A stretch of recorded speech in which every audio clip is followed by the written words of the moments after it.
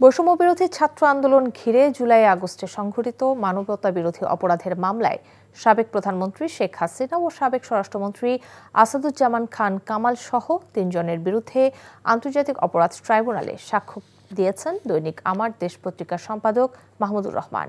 বিচারপতি মোহাম্মদ গোলাম মর্তুজা মজুমদারের নেতৃত্বাধীন আন্তর্জাতিক অপরাধ ট্রাইব্যুনাল একে তার সাক্ষ্য গ্রহণ করা হয়। গত ৯ সেপ্টেম্বর ১৪তম দিনের মতো এ মামলায় ৬ জন সাক্ষ্য দিয়েছেন।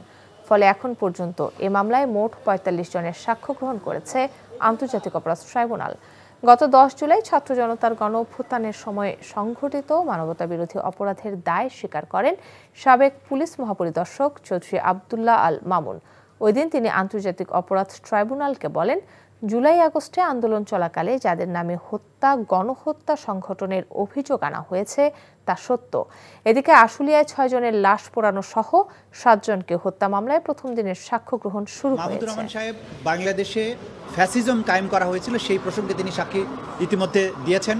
কিভাবে বিচার প্রক্রিয়াটাকে একটা তামাশায় পরিণত করা হয়েছিল এই সব প্রসঙ্গে তিনি সাক্ষ্য প্রদান করেছেন ইতিমধ্যে। তার সাক্ষ্য গ্রহণ শেষ হওয়ার পরে আমরা আশা করছি আর ২-১ সাক্ষ্য প্রদান করার মাধ্যমে এই মামলার সাক্ষ্য গ্রহণ সমাপ্ত হবে এবং সাক্ষ্য গ্রহণ সমাপ্ত হলে বিচারের যে নিয়মতান্ত্রিক যে প্রক্রিয়া আছে সেই প্রক্রিয়ায় বিচারটি সমাপ্তির দিকে ধাবিত হবে।